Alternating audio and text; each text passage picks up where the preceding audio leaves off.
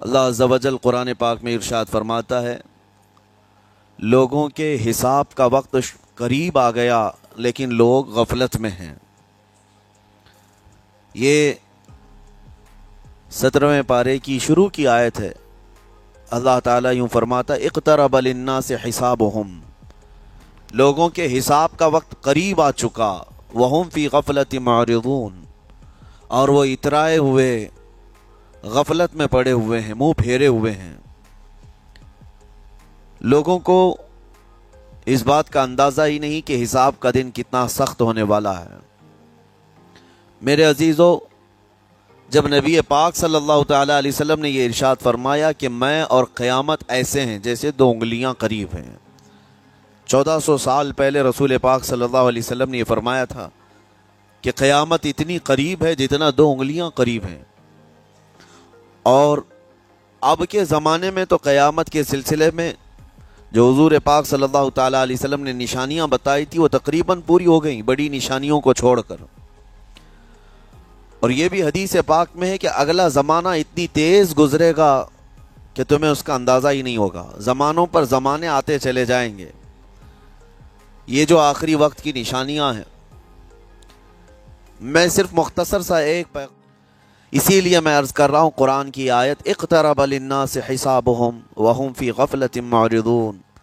اللہ فرماتا ہے لوگوں کا حساب بہت قریب آ چکا جبکہ وہ غفلت میں پڑے ہوئے ہیں۔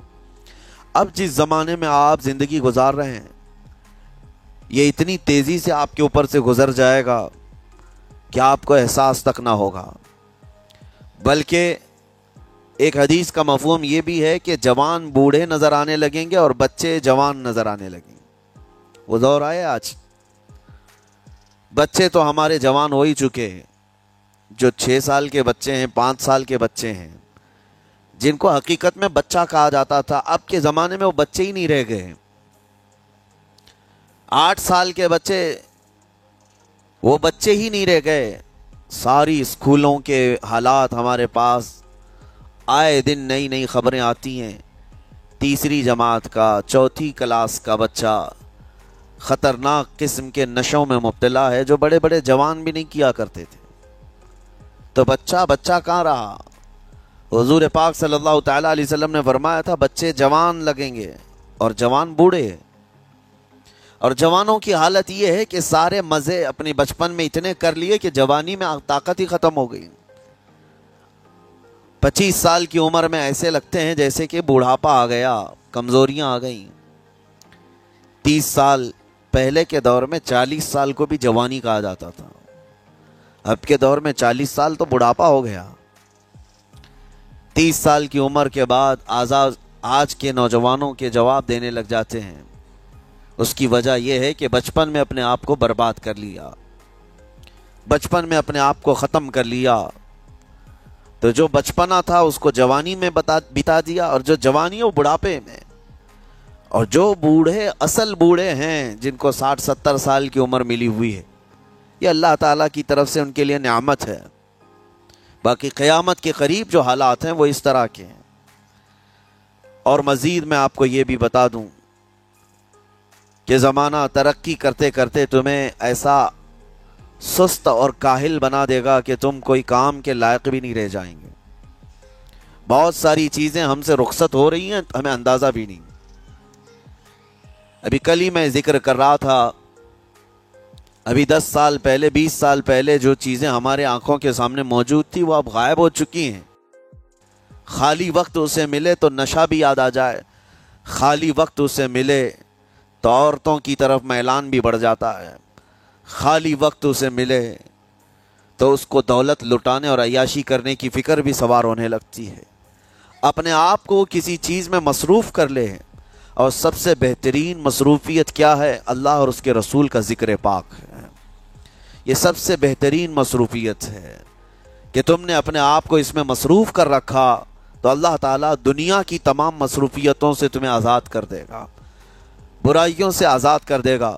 قرآن میں رب تعالیٰ فرماتا ہے وَقَالُوا حَسْبُنَا اللَّهُ وَنِعْمَ الْوَكِيلُ، جنہوں نے یہ کہا ہمارا رب ہمارے لیے کافی ہے، ہمارا اللہ ہمارے لیے کافی ہے اور کیا ہی بہترین مددگار ہے, کیا ہی بہترین وکیل ہے جس نے یہ کہا. اللہ فرماتا اس کے فوراً بعد آیت آئی ہے فَانْقَلَبُوا بِنِعْمَةٍ مِّنَ اللَّهِ وَفَضْلٍ لَمْ يَمْسَسْهُمْ سُوءٌ. اللہ ان لوگوں کو اپنی خاص نعمتوں میں لے جائے گا, ایسی جگہ جہاں کوئی برائی انہیں چھو بھی نہ سکے گی. جنہوں نے اللہ کی بارگاہ میں یہ کہا حسبنا اللہ ونعم الوکیل. آگے بھی ہے دوسری آیت ہے نعم المولا نعم النصیر. جس نے یہ کہا اللہ فرماتا ہے ان بندوں کو اللہ اپنی خاص نعمتوں میں لے جائے گا اور فضل میں لے جائے گا, ایسی جگہ لم یمسسہم سوء جہاں انہیں کوئی برائی چھو بھی نہ سکے گی, کوئی برائی نہ آ سکے گی. اسی لیے کثرت سے اپنے آپ کو مصروف رکھو. یہ جو محافل ہماری ہو رہی ہیں اللہ کرے کہ ہمیشہ قائم رہیں. قیامت کی نشانیاں جو ہم نے آج مختصر آپ کے سامنے رکھی وہ بہت تیزی سے تمہارے سروں پر آ رہی ہیں اور تمہارے ہاتھوں سے بہت سارے کام اب چھن جائیں گے.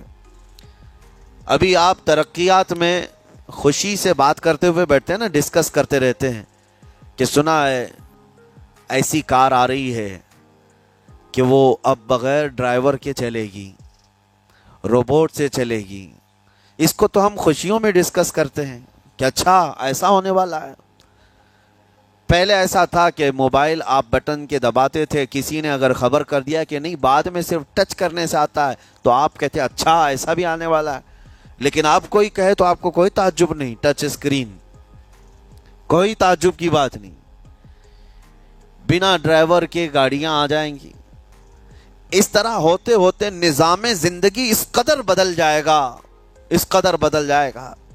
آج میری یہ بات نوٹ کر کے رکھ لیں, زندگی باقی رہی تو 10 سال بعد انشاءاللہ ہم ملاقات کریں گے اگر اللہ نے زندگی باقی رکھی, اور اس کے بعد پھر ہماری یہ باتیں میچ کر کے دیکھیں کہ کیا کیا ہوا ہے اور کیا کیا دنیا بدل چکی. اسی لیے میں کوئی بھوشمانی نہیں کر رہا ہوں اور نہ ہی کوئی جوتش بابا ہوں, طوطا لے کر جو بیٹھتا ہے, یا تمہارے ہاتھوں کی لکیریں دیکھ کر کے کوئی فیوچر بولنے والا نہیں. مصطفیٰ کریم صلی اللہ تعالیٰ علیہ وسلم کی احادیث سے جو قیامت کے قریب ہونے والے رونما ہونے والے واقعات ہیں, میں ترجمانی کر رہا ہوں حضور کی حدیثوں کی, اس لیے کہ ہمیں پتا ہے دنیا کے سارے سائنسدان جھوٹ بول سکتے ہیں, مدینے والے کی بات جھوٹ نہیں. میرے آقا صلی اللہ تعالیٰ علیہ وسلم کا فرمان جھوٹا نہیں ہو سکتا. اس لیے اگلا دور جو آ رہا ہے وہ بڑا سخت ترین ہے. اب آپ دیکھیں محنت سے عاجز, ہر چیز سے محنت سے تمہیں نکال لینا ہے. میں نے تو لکھنے پڑھنے کی ایک مثال دی کہ تمہارے ہاتھوں سے قلم چلا جائے گا, تمہارے پاس سے کتابیں جو پرنٹ ہوتی تھی یہ بھی چلی جائیں گی. بس تم موبائل میں آڈیو کتابیں سنتے رہو, اور دور تو ایسا ہوگا کہ کچھ لکھنا بھی ہے وہ بھی ابھی آ ہی چکا ہے. وائس کمانڈ جو ہوتا ہے اس کو بولو وہ لکھ کر کے دے دے گا. تم اس میں موبائل میں جو بولو گے وہ ٹائپ بھی ہو جائے گا. تو جب آپ کے بولنے سے سب لکھ بھی جاتا ہے تو قلم اٹھانے کی ضرورت کیا ہے؟ قلم چھوٹ گیا تمہارے ہاتھ سے, یہ سب چیزیں چھوٹ جائیں گی.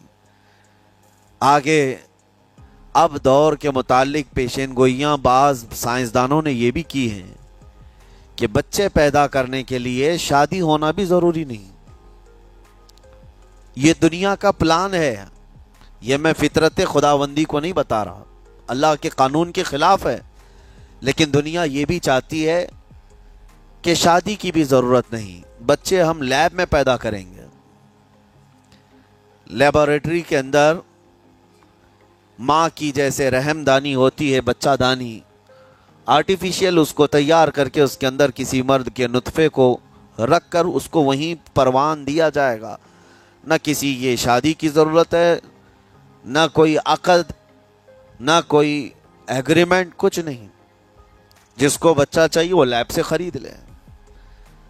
ہر طرح کی چیزوں سے تمہیں آری کر دیا جائے. ابھی تو بہت سارے لوگ سوال بھی کرتے ہیں ہم سے ٹیسٹ ٹیوب بیبی پر, ٹیسٹ ٹیوب بیبی کے متعلق, جس کو بچے نہیں ہو رہے ہیں, کیا وہ اس طرح سے ٹیسٹ ٹیوب بیبی سے جو آج ایک طریقہ کار ہے بچے پیدا کر سکتے ہیں یا نہیں؟ اس کے کئی طریقے ہیں سائنس میں. کہ اسی مرد کا نطفہ اسی کی عورت میں رکھ کر کے اس کو پروان دیا جائے، اور بعض دوسرے طریقے کی کسی دوسرے کا لا کر اس کی عورت میں رکھ دیا جائے، یہ تو سراسر حرام ہے، زنا ہے۔ لیکن ائمہ اکرام، فقہاء اکرام نے حلال رشتے کے اندر ہی مرد اور عورت جو شادی شدہ ہیں ان کو بھی اس طریقے سے بچہ حاصل کرنے کی اجازت نہیں تھی، وہ ناجائز ہے، ناجائز ہے۔ بچے دینا یہ اللہ کی شان ہے۔ حضرت ابو ہریرہ رضی اللہ تعالیٰ عنہ حضور صلی اللہ علیہ وسلم کی بارگاہ میں حاضر ہوئے، عرض کرتے ہیں عرب والے لوگ عزل کرتے ہیں یا رسول اللہ، یعنی بچے نہ ہونا نہیں چاہیے کسی کو، تو پریکاشن لیتے تھے وہ لوگ، اس کا طریقہ کار ان کا الگ تھا عربوں کا، وہ انزال نہیں کرتے، اس سے پہلے جدا ہوتے۔ حضرت ابو ہریرہ رضی اللہ تعالیٰ عنہ نے حضور کی بارگاہ میں پوچھا کہ ایسا کیا کرنا کیسا ہے؟ نبی پاک صلی اللہ تعالیٰ علیہ وسلم نے ارشاد فرمایا اگر رب تبارک و تعالیٰ چاہے تو بھی بچے عطا کرے گا، کوئی عزل کر لے الگ ہو جائے، اگر مولا کو دینا ہو تو اس حال میں بھی اللہ تعالیٰ بچے عطا کرے گا، جو مولا بغیر باپ کے عیسیٰ پیدا فرماتا ہو۔ تو بہرحال میں بات الگ نہ چلی جائے اس لیے عرض کر رہا ہوں کہ اگلے دور میں سارے کام کاج تمہارے ہاتھوں سے نکل جائیں گے، عاری کر دیا جائے گا اور تمہیں سست اور کاہل بنا دیا جائے گا، اور جب بندے کے پاس کوئی کام ہی باقی نہ رہے تو اس کا دماغ شیطانی بن جائے گا، اور شیطان اس کو ہانکتا رہے گا صبح سے شام تک، شام سے صبح تک۔ اور میں آپ کو بتا دوں دنیا یہ چاہتی ہے کہ رات کو دن بنا دے، یعنی کوئی رات کا تصور ہی نہ رہے، نہ اندھیرا ہے نہ ہی کوئی اس طرح کی تاریکی، بلکہ پورا ٹوٹل 24 آورز ایسا ہی اجالا دکھنا چاہیے، تمہاری نیندیں ختم ہو، کسی کے لیے بھی اندھیرا ہو گیا چلو سوئیں۔ یہ اللہ کے جتنے نظام ہیں اس سے یہ دنیا چھیڑ چھاڑ کرنے کی کوشش کر رہی ہے۔ یہ جو خفیہ طاقتیں ہیں دنیا کو جو چلا رہی ہیں، وہ فری میسن ہوں اور سیکریٹ تنظیمیں جو آج دنیا میں کام کر رہی ہیں، وہ قانون خداوندی سے چھیڑ چھاڑ کرنا ان کی فطرت عادت ہے۔ ہر چیز جو اللہ تعالیٰ کی بنائی ہوئی، پہاڑوں کو اپنی جگہ سے ہٹا دینا۔ عرب میں آج پتہ ہے آپ کو، سعودی میں سب سے زیادہ پہاڑ کاٹے جا رہے ہیں، پہاڑ اتنے کاٹتے ہیں وہ لوگ، پورے کے پورے پہاڑوں کو انہوں نے زمین سے الگ کر دیا، اور وہاں پہاڑ کا وجود ہی نہیں۔ مکہ میں جا کر آپ دیکھ لیں، مدینے میں جا کر دیکھ لیں، 4 سال 5 سال کنٹینیو کئی مشینیں لگا کر کے پورے پہاڑ کو صاف کر دیا، پتھر کے پہاڑ۔ اصل میں یہ نظام قدرت ہے، پہاڑ یوں ہی نہیں بنائے اللہ نے زمین پر۔ والجبال اوتادا، یہ میخ بنا کر کے اس میں گاڑ دیے گئے تاکہ زمین ہلنے نہ پائے، زمین پانی پر ہے، اور جب پہاڑوں سے چھیڑ چھاڑ کیا جائے گا زمینوں میں زلزلے آئیں گے، ادھر سے ادھر زمین ہل جائے گی۔ اور تو اور انہوں نے اپنی ٹیکنالوجی کو بڑھاتے بڑھاتے قانون خداوندی میں چھیڑ چھاڑ کے لیے کیا نہیں کیا، انہوں نے جعلی اور آرٹیفیشل ارتھ کویک لانے کی کوششیں کی، مصنوعی زلزلے، مصنوعی بارش ہوتی نہیں، لیکن پورے کلاؤڈ کو جمع کر کے، بادلوں کو جمع کر کے ایک جگہ، اور پھر اس کو کیمیکل کے ذریعے سے پانی برسا دیا جائے، لوگوں کو لگتا ہے کہ ابر چھا گیا اور پانی آنے لگ گیا، یعنی بارش بھی مصنوعی برسائی جائے، ہوائیں بھی مصنوعی چلائی جائیں، پہاڑ بھی کاٹ دیے جائیں، جعلی زلزلے لائے جائیں، سونامی کو بھی لانے کی ترکیبیں ان لوگوں نے سوچی کہ زیر زمین جو لاوا ہوتا ہے اس کے اندر دھماکہ کر دیا جائے تاکہ پانی کی موجیں بے قابو ہو کر بہت زیادہ لہریں اٹھ جائیں اور دنیا میں تباہی مچائیں۔ بیماریاں اللہ کی طرف سے آتی ہیں، لیکن بیماریاں یہ لیب میں بنانے کی کوشش کرتے ہیں کہ وائرس بنائے جائے اور لوگوں کے درمیان چھوڑ دیے جائیں، جس کو آج دنیا کی بڑی طاقتیں بایو ویپن کا کہتی ہیں، یعنی ہتھیار صرف گولہ بارود بندوق اور میزائل ہی نہیں ہے، ہتھیار یہ وائرس بھی ہیں، کیمیکل بھی ہے دوائیوں کی شکل میں.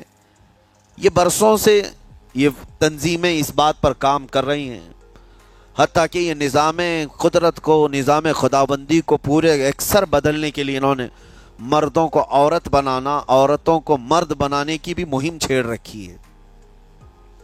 ٹرانسجینڈر، ان سب کو خاص قانونی حق دیا جائے گا، اور مرضی سے آدمی اپنے جینڈر کو، اپنی جنس کو چینج کروا لے.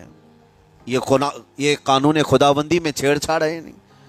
اور انسان کو جس کام کے لیے پیدا کیا گیا تھا اس کام سے اس کو عاری کر دیا جائے، کاہل بنا دیا جائے. اسی لیے دیکھیں، وہ رحمان مولا چاہے تو تمہیں گھر میں بٹھا کر خوب رزق دے. وہ غفار ہے جو چونٹیوں کو اپنے سوراخ میں رزق دیتا ہے، مچھلیوں کو پانی کے اندر رزق دیتا ہے. وہ اشرف المخلوقات کو کیوں نہیں کھلائے گا؟ لیکن اس کا حکم یہ ہے، قُضِ اِذَا قُضِيَتِ الصَّلَاةُ فَانْتَشِرُوا فِي الْأَرْضِ، جب نماز پڑھ لو تو زمین میں پھیل جاؤ اور اللہ کا رزق ڈھونڈو. یہ نہیں کہ گھر میں بیٹھ کر کے تم پکارتے رہو رزق آ جا، رزق آ جا، رزق آ جا. یہ نہیں ہے. تمہیں کیوں؟ تم کاہل اور سست نہ بنو. تمہیں فرمائے گا ہاتھ پیر چلاؤ. نبی پاک صلی اللہ تعالی علیہ وسلم نے ارشاد فرمایا، دنیا کا سب سے بہترین رزق وہ ہے جو اپنے ہاتھوں کی کمائی، محنت سے. اور حضور فرماتے ہیں اللہ کے نبی داؤد علیہ السلام لوہے کا کام کرتے اور خود اپنے ہاتھوں سے لوہے کو تپا کر کے نقش بناتے، اور لوہے کی زرہ جو جنگوں میں پہنی جاتی یہ بنا کر کے بیچتے تھے، اور اس کی آمدنی سے حضرت داؤد علیہ السلام اپنا گھر چلاتے تھے. حضرت ادریس علیہ السلام کپڑے سلتے تھے، درزی کا کام کرتے اور اپنا گھر چلاتے. حضرت ابراہیم علیہ السلام گھر بنانے کا کام کرتے رہے. اسی لیے نبی پاک صلی اللہ تعالی علیہ وسلم نے فرمایا اللہ کے سارے نبی اپنے ہاتھوں کی کمائی کھایا کرتے تھے، کوئی گھر بیٹھ کر کے نہیں. جو لوگوں کو آج یہ شوق ہے کہ بس کسی کو جائیداد میں کچھ پراپرٹی ملی تو کرائے پر چڑھا دو اور کرایہ کھاتے رہو. کیوں محنت کرنا ہے؟ کوئی کام کیوں کرنا ہے؟ میں یہ نہیں کہتا کہ کرایہ مت کھاؤ، کھاؤ کرایہ، لیکن اپنے جسم کو ایسا کاہل اور سست بناؤ گے تو یہ شیطان کی آماجگاہ بن جائے گا دماغ، اور اتنے گناہ کرنے لگ جاؤ گے کہ تمہارے کنٹرول میں نہیں رہے گا. تم اس کو جتنا خالی اور سست چھوڑو گے. یا آلریڈی جو سائنسدانوں نے چوہوں پر ایکسپیریمنٹ کر کے جو دیکھا، اکثر ایسا ہوتا ہے کہ چوہوں پر جو تجربہ کیا جاتا ہے انسان کے فطرت سے بہت زیادہ میل کھاتا ہے چوہوں کی طبیعت. اسی لیے آپریشن تھیٹر میں بھی سکھانے کے لیے چوہے اور مینڈک کا استعمال ہوتا ہے. دوائیاں بھی جو سب سے پہلے بنتی ہیں وہ چوہوں کو کھلا کر دیکھی جاتی ہیں. انسان کی طبیعت زیادہ اس سے میل کھاتی ہے. تو جو چوہوں کو ساری سہولیات دے دی گئی تھی تو وہ آپس میں شہوت میں مبتلا ہو گئے اور ایک دوسرے کا قتل کرنے لگے. یہی حال انسانوں کا بھی ہوگا. جب ان کو ساری سہولیات ایک جگہ مل جائیں گی تو یہ ایک دوسرے کا قتل شروع کر دیں گے. یہ کثرت سے گناہ کرنے لگیں گے اور ایک دوسرے کا قتل کریں گے. اسی لیے آپ کو میں جو بات کہہ رہا تھا وہ ادھوری رہ گئی. وہ رب تبارک و تعالی چاہے تو گھر بیٹھا کر تمہیں کھلائے، لیکن آپ مجھے یہ بتاؤ، یہ جو مسجد میں بلاتا ہے تمہیں رب تعالی 5 وقت، فجر میں، ظہر میں، عصر میں، مغرب میں، عشاء میں، اور ہر ایک میں تمہیں اپنی پیشانی زمین پر رکھنی ہے.